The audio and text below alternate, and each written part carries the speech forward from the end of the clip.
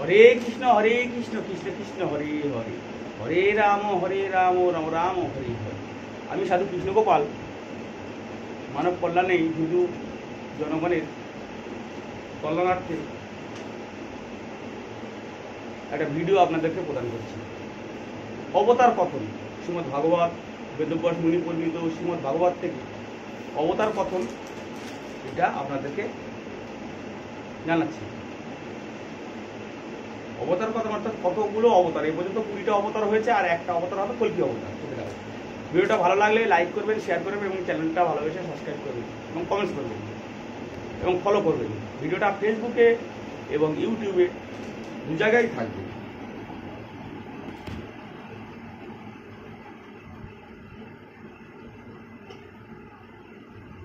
শুরু করছি।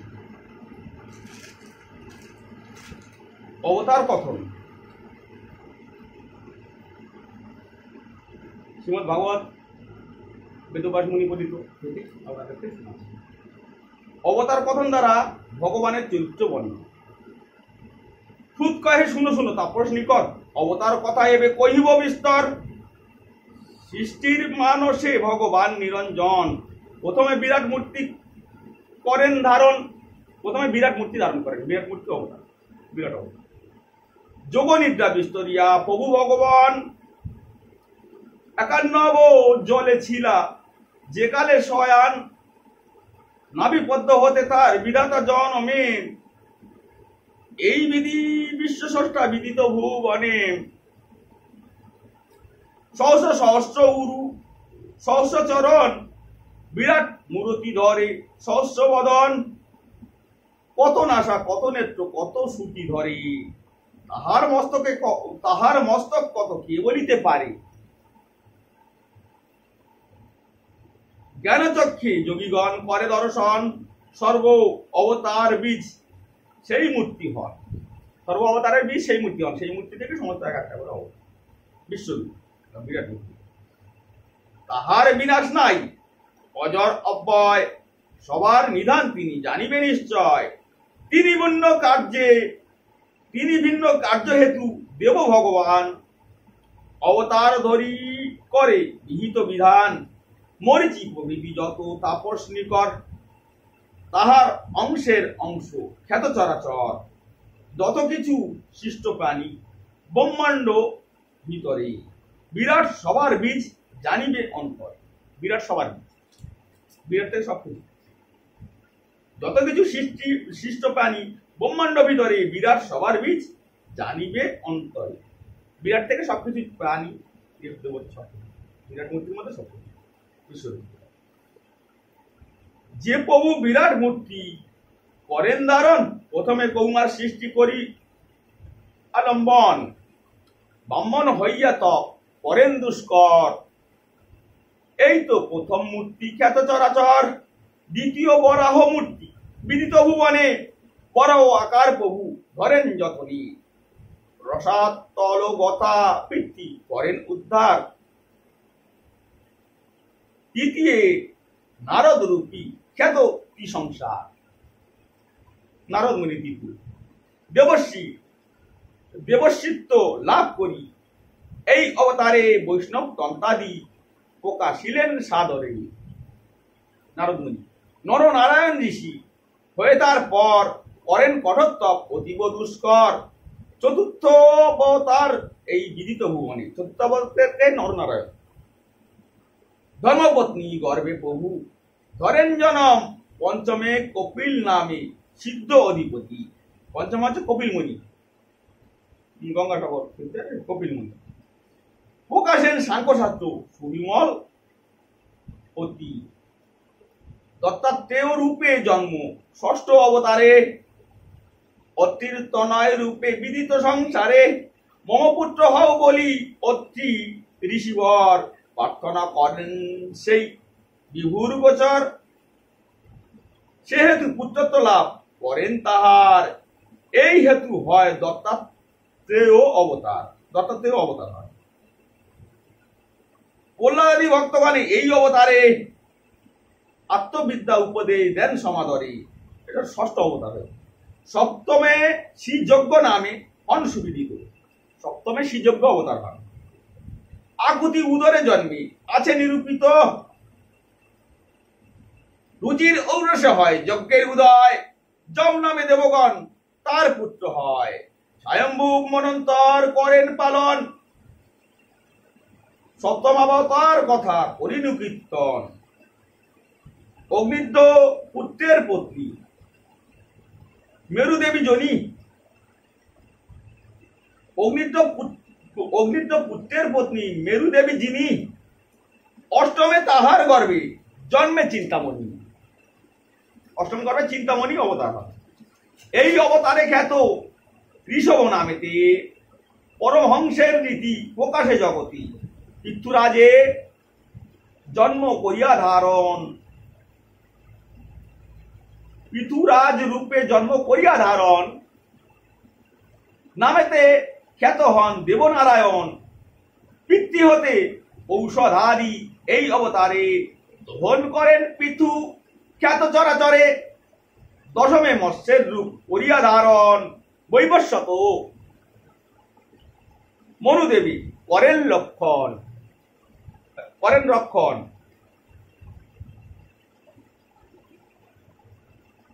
দশমে মৎস্যের রূপ করিয়া ধারণ, বৈবস্বত মনুদেবে করেন রক্ষণ। দশমে মৎস্য অবতার। একাদশে কুর্মরূপ প্রকাশ জগতে, মন্দর গিরিরে প্রভু ধরেন পৃষ্ঠেতে। মন্দর প্রভু একাদশে কুর্মরূপ মানে কচ্ছপ রূপ ধারণ করেন। মন্দর গিরিকে পিঠে ধরেন সমুদ্র মৈথুনের সময় যখন অমৃত দেবর্ষুর সংগ্রাম, সমুদ্র মৈথুন। সাগর মন্থন করে দেবদৈত্যগণ, অমৃত তাহাতে উঠে জানে সর্বজন। দ্বাদশ ও ত্রয়োদশ এই দুই অবতারে প্রকাশ হইয়া ধন্বন্তরী আকারে। দ্বাদশ ও ত্রয়োদশ অবতারে ধন্বন্তরী রূপে আকারে প্রকাশ হয়। পরেতে অমৃত পাত্র করে আহরণ, মোহিনী আকার পরে করেন ধারণ।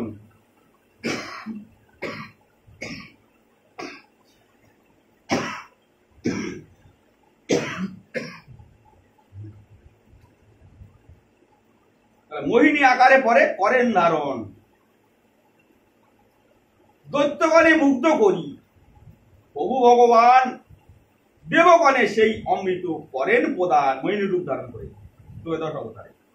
চতুর্দশে নরসিংহ রূপ ধরি হরি, হিরণ্যকশিপু দৈত্যে পুরুপরি মারি।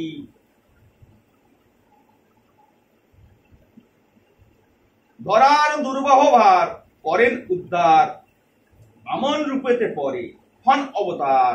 পঞ্চদশে এই রূপে হইয়া বামন, বলিরাজে সর্বসুখী করেন বঞ্চন। মানে 15তম অবতারে বলিরাজে সর্বসুখী করেন বঞ্চন। পঞ্চদশে এই রূপে হইয়া বামন, মানে বামন অবতার হন পঞ্চদশে, বলিরাজে সর্বসুখে করেন বঞ্চন। বলিযজ্ঞে গিয়া প্রভু ত্রিপাদ প্রমাণ, ভূমি মাত্র চান দান বলিরাজ স্থান। বলিরাজের কাছে 3 পাত ভূমি দান চান। ষোড়শে পরশুরাম রূপেতে জনম। পরশুরাম অবতার 16 নম্বর। 21 বার ক্ষত্র করেন নিধন। সপ্তদশে পরাশর ঋষির ঔরসে, সত্যবতী গর্ভে ব্যাস রূপেতে প্রকাশী। অল্প বুদ্ধি জনগণে করি দর্শন, বেদের বহুল শাখা করেন রচন। অষ্টাদশে দেবকার্য সাধন ইচ্ছায়, রাম রূপে অবতীর্ণ হন অযোধ্যায়। অষ্টাদশ অবতারে রাম রূপে অযোধ্যায় দেবকার্য সাধন করতে অবতীর্ণ হন, জন্মগ্রহণ করেন।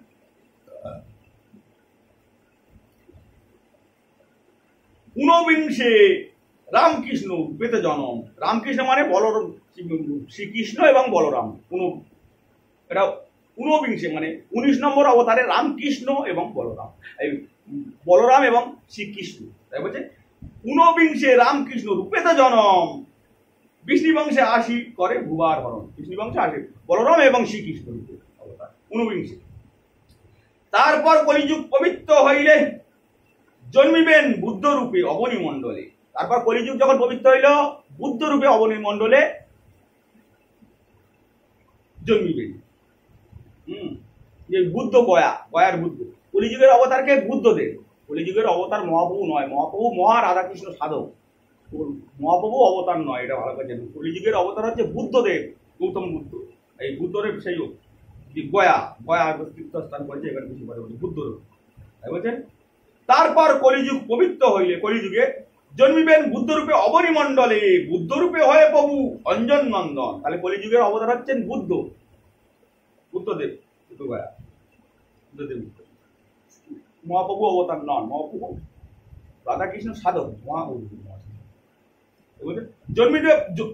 তারপর কলিযুগ পবিত্র হইলে জন্মিবেন বুদ্ধরূপে অবনিমণ্ডলে, বুদ্ধরূপে হয়ে প্রভু অঞ্জন নন্দন, দুষ্টগণে বিমোহিত করিবে তখন।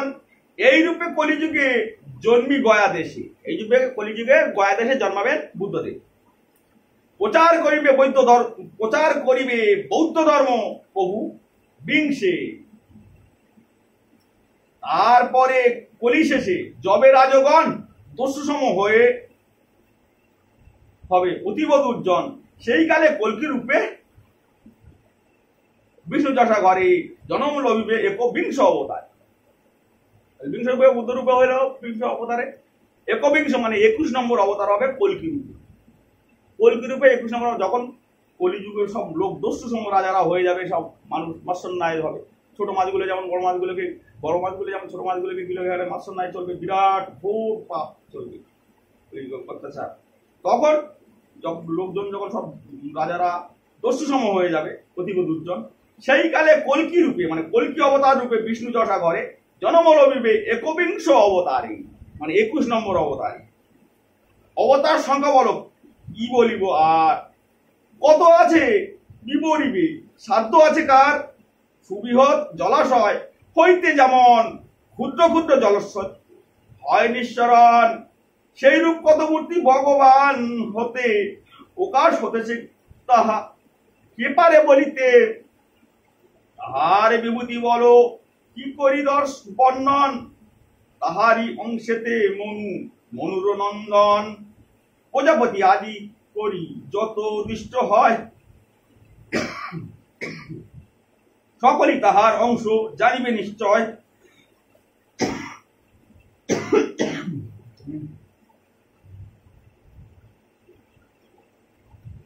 প্রজাপতি আদি করে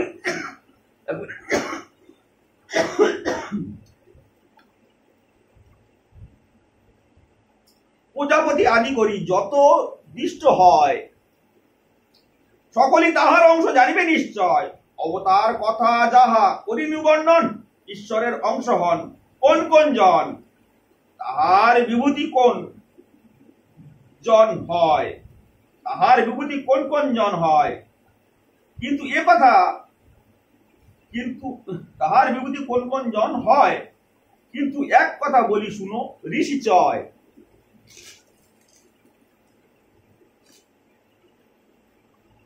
কৃষ্ণ অবতার যাহা করিনু বর্ণন, সাক্ষাৎ তিনিই হন প্রভু নিরঞ্জন। যুগে যুগে দৈত্যগণ হলে অত্যাচারী, অবতার ধরি হন আবির্ভূত হরি। এই রূপে অবতার করিয়া গহন, দৈত্যগণে নিজ বলে করিয়া নিধন। ধরার দুর্বহ ভার করেন উদ্ধার, সর্বজন সুখী হয় ধরণী মাঝার। সংযত হইয়া ইহা কইলে শোভন, পাথর সন্ধ্যা 2 কালে কইলে পঠন। সংসার হইতে তার হয় পরিত্রাণ, দুঃখের পাথারে নাহি হয় ভাসমান। বস্তুত অরূপ জীব শাস্ত্রের বিচার, জ্ঞান মাত্র জানিবে গো স্বরূপ তাহার। মেঘ যথা বায়ু পরি করে আশ্রয়, আকার বলিয়া জ্ঞান করে মূঢ়চয়।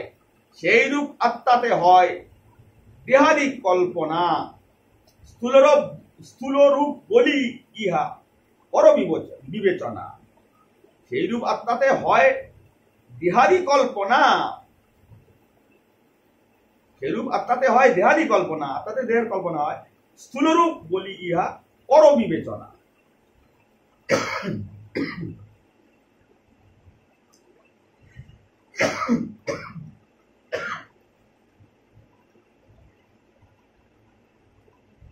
ইহা ভিন্ন লিঙ্গ দেহ আছে বিদ্যমান, কর নাই পদ নাই পরিণাম তাহাও কল্পিত, ঋষি হয় মায়াগুণী, আকার নাহি তার ওই সবার স্থানে, জীব বলি তাহারেই করে কল্পনা। এই সব বিচারিয়া করো আলোচনা, ব্রহ্মের স্বরূপ জীব জানিবে অন্তরে। ব্রহ্মের স্বরূপ জীব, ব্রহ্মের থেকে একটা সামান্য একটা কণা একটা জীবের হৃদয়ে গিয়ে আত্মার রূপে জীব তাই বলছেন, ব্রহ্মের স্বরূপ জীব জানিবে অন্তরে, নিরাকার হন ব্রহ্ম কহিনু সবারে। আগের দিনে বলে নিরাকার ব্রহ্ম পরব্রহ্ম শ্রীকৃষ্ণ, তিনি সমস্ত জগৎ বিরাট মূর্তির উপরে, তার উপরে বিশ্বরূপের উপরে হচ্ছে পরব্রহ্ম শ্রীকৃষ্ণ, নিরাকার ব্রহ্ম, কোনো আকার হয় না, ঈশ্বরের কোনো আকার হয় না। আজে কথা বলে এই আকার ওই আকার, কোনো আকার হয় না, এক কোটি সূর্যের সমান একটা তেজ বলছেন। ব্রহ্মের স্বরূপ জীব জানিবে অন্তরে, নিরাকার হন ব্রহ্ম কহিনু সবাই। ব্রহ্ম নিরাকার হয়, তার এক একটা কণা সামান্য একটা একটা শক্তি দিয়ে এক একটা জীবের হৃদয় আত্মা পরমাত্মা। তাই বলছেন ব্রহ্মের স্বরূপ জীব জানিবে অন্তরে, নিরাকার হন ব্রহ্ম কহিনু সবারই। ঐশ্বরী মায়ায় যবে হয় উপরম, ব্রহ্মের স্বরূপ প্রাপ্তি ঘটিবে তখন, কপটতা পরিহার করি ভক্তজন, ব্রহ্মপাদ পদ্ম সেবা করি অনুক্ষণ। তাহার পরম তত্ত্বে হন জ্ঞানবান, নাইক সন্দেহ ইথে কহি তব স্থান। ধন্য ধন্য তোমরা হে ওহে ঋষিগণ, পরম পবিত্র প্রশ্ন করেছ যখন, করিতেছি ভাগবত পুরাণ বর্ণন, বেদের সদৃশ ইহা ওহে ঋষিগণ।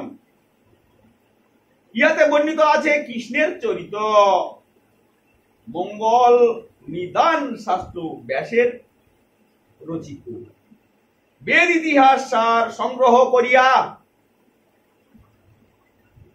বেদব্যাস সুখদেবে দেন শিখাইয়া। অনশনে প্রাণ ত্যাগ করার কারণ, গঙ্গা তীরে পরীক্ষিত করিলে গমন, কীর্তন করেন সুখ তাহার গোচরে, পরীক্ষিত শুনি মুক্ত ভব পারাবারে। ধর্মজ্ঞান আদি সহ কৃষ্ণ জনার্দন, আপন ধামেতে যবে করেন গমন। সেই কালে ভাগবত সূর্যের উদয়, ধরাধামে হয় জানো ওহে ঋষিচয়। যেই কালে সুখদেব করেন কীর্তন, করেছিনু সেই কালে তথায় গমন।